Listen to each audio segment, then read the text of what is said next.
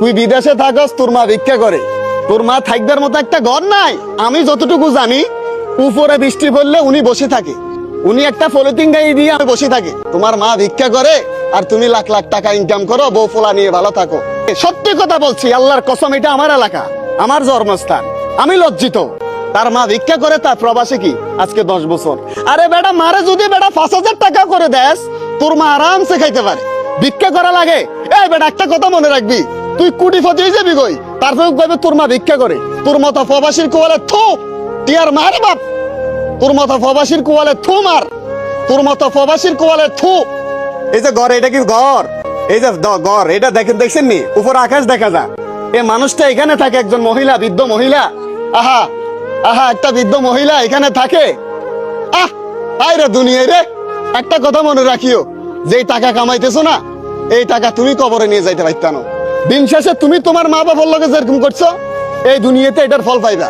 এটার ফল এই দুনিয়াত ভোগ করে যাইতে হইব, এটার ফল এই দুনিয়াত ভোগ করে যাইতে হইব।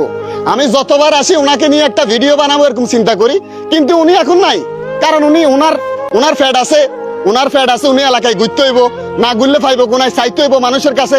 যার কারণে আমি আইসি ওনার হলে একটা ভিডিও বানামু, আপনাদের কাছে কিছু অনুদান চামু। এখন উনি নাই, উনি গেছে গ্রামে, কারণ খুঁজি মাগে আনতে হইব, খাইতে হইব। কিরে ভাই, চলতে হবো না? ফ্যাট এটা ফলা পাইনে না দিলে চলতে হবো না? হ্যাঁ, এরকম ফলা পাইন মনে করেন একজন প্রবাসী, সে দীর্ঘদিন 10 বছর প্রবাস থাকে। তো মারা যদি 5,000 টাকা করে দেয়, মারে যদি 5,000 টাকা করে দেয়, মার কি ভিক্ষা করা লাগে? মার কি ভিক্ষা করা লাগে? আপনারা কোন আপনাদের কাছে বিচার দিলাম, একজন প্রবাসীর মা, একজন প্রবাসীর মা অসহায়, ভিক্ষা করি খা। যদি আপনারা আমার পাশে থাকেন, তাইলে আমি এই ঘরের দায়িত্ব নিতাম চাই। এই ঘর সম্পূর্ণ নতুন করে সাজাই দেবো, যদি আপনারা আমার পাশে থাকেন। যদি আপনারা আমার পাশে থাকেন। যার এক ছেলে নাই, তার 1000 ছেলে আছে। একজন 1 টাকা করে দিলেও, এই মায়ের আর ভিক্ষা করে চলা লাগে না।